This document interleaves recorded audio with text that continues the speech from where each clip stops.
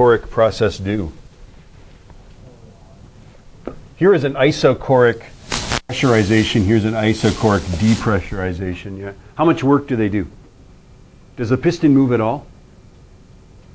No, piston doesn't move at all, so does it do any work? No, so what, basically it's this, right? It's a positive Q. This guy is a positive Q equals positive delta U. And there's no work, right? Plus 0. No work is done. So basically heat flows in, the internal energy rises. That's the end of the story, right? This one is a negative Q turning into a negative delta U, right?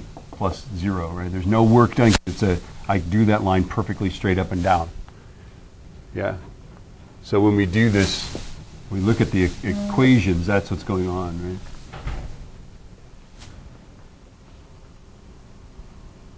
Oh, these are the fun ones now. And then this one I've heard of, an adiabatic process. Adiabatic means that it's not, you've got these three things, right? You've got, right? An adiabatic process, delta or Q is 0. I want to say delta Q, but they say Q, right? Q is 0, so what that means is 0 equals change in internal energy plus work. Yeah? So these things trade off. If this guy's positive, this guy's negative. If this guy's negative, this guy's got to be positive, right? This kind of is hard to wrap our mind about, right? Okay. So if we have an adiabatic expansion, remember that expansions are positive or negative work?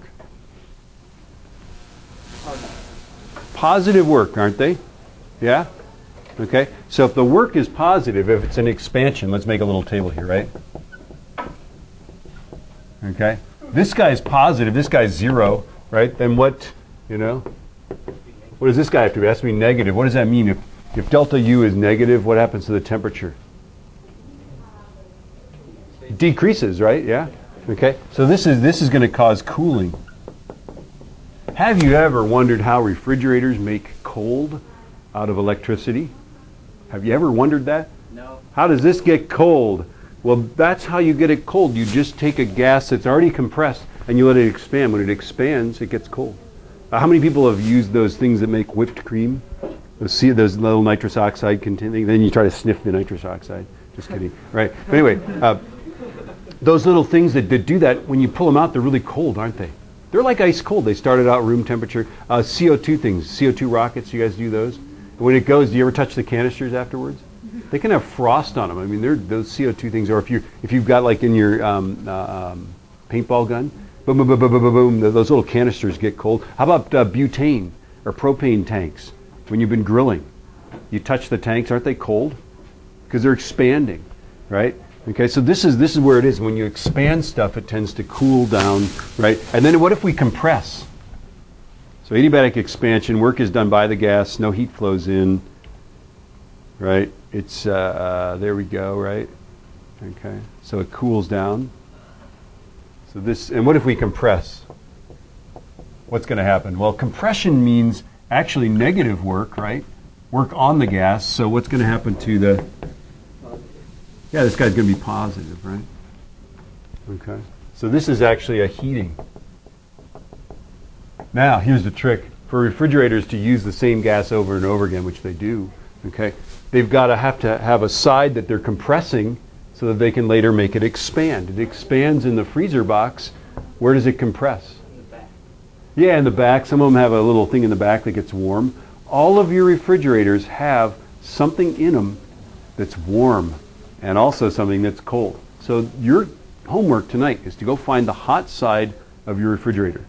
Okay? What? With bare hands. It shouldn't be too hot to touch. If it is, you're in trouble. Okay. Now, usually on modern refrigerators, there's a little grating. Here's the refrigerator, right? Okay. You open the bottom door. Usually it's like freezer on top and refrigerator on the bottom. It's somewhere, a little grating on the bottom. Pull that off. Look in there.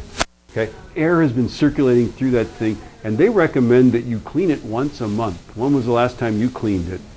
Yesterday. Yeah, like never, right? Okay. So here's what you do. Is go in there and look at that, and if it's just chock-a-block full of like dog hair and dust bunnies and just hair and all that stuff, right? go in there and get a thin attachment on your vacuum cleaner. At least just take out the major stuff. There are brushes that you can get. Be careful because on ours there's insulation wrapped around it, so not everything that looks fuzzy and should be removed should be, right? Okay, so be sure if it looks like fiberglass insulation, it's probably supposed to be there, right? So mine has fiberglass insulation above and below, so the heat doesn't flow into the ice box of the refrigerator, right? But the space in between, there's a fan that blows warm air out there. That's why your cat sits in front of the fridge. Get out of the way, I'm trying to open the fridge, right? It's like, there it is, right? Okay, vacuum that out. There are actually little brush attachments. I've never bought one. I'm so cheap I made one out of a cardboard tube, right? If I really want to get in there and clean it, I just sort of stick that thing in there, right? But mostly you can just get that the stuff off of there.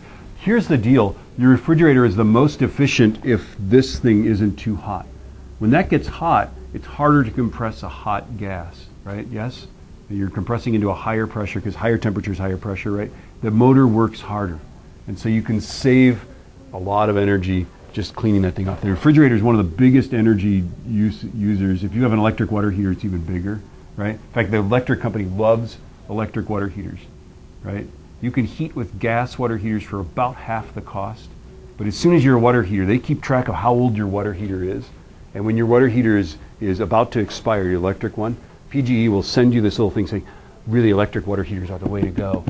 Keep your eyes on the shiny object. They are the way to go. They're very simple and easy. It's like, replace. It almost pays to replace a new electric water heater with a gas water heater. It almost will pay off, right? But certainly when your water heater wears out and you have gas, yeah, get a gas one, right? Unless you don't want a gas water heater, and then you're all good. Right, anyway, here we are, blah, blah, blah. Why am I talking about that? Compression, heating. Okay. Okay, so let's go back to expansion. Okay, expansion should be a cooling process. Okay, now let's think about why expansion is a cooling process. Okay, so picture in the movie Star Wars, they find themselves in that trash compactor, yes? Right? And they're communicating. This is one of the greatest scenes, right? It's kind of funny, actually, right? They're communicating with R2-D2. He's trying to figure out the Death Stars, like electrical systems, right? And he's plugged in with his, apparently it's a mechanical actuator. You got to like spin things, and it's very confusing, right? Okay, and that's the way it works now, right?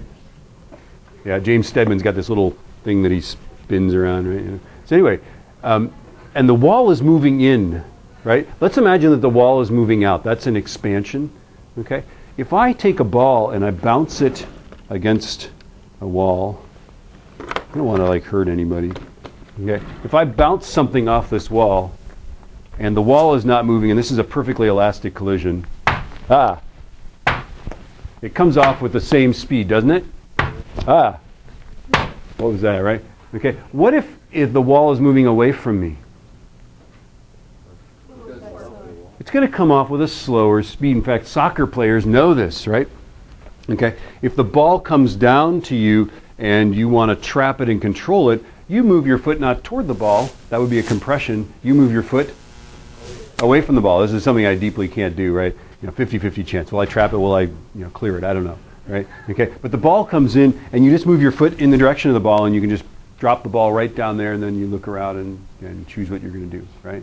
Okay. So when the molecules bounce off this piston, when that piston is moving up, they come off with a slower speed, and therefore isn't slower speed lower temperature? Yeah, because it's proportional to kinetic energy. That's all temperature is something proportional to kinetic energy. And so therefore it cools down. Okay? So examples, the air rockets. Do you remember when we were launching the air rockets? Did you ever see a little puff of like vapor when they went off? Yeah. Why is that? Well, because when it expands suddenly, doesn't it get colder? And if it gets cold enough, it condenses the moisture in the air, and that's what you see. Those were little mini refrigerators, right? Puff, right? Okay. Cold side of the fridge, talked that one to death, didn't we? Okay. The universe itself started off fiery hot. Right? In fact, cosmologists talk about the temperature of the universe. It's now about 2.76 kelvins, but it used to be a bajillion. So as the universe expands, it's cooling down. And an interesting way to think about this, right, is also the photons. The photons that made up, these are particles of light. As the universe expands, the photons also expanded when they go from short wavelength to long wavelength, they lose energy, right? So it's a crazy thing, right? All expansion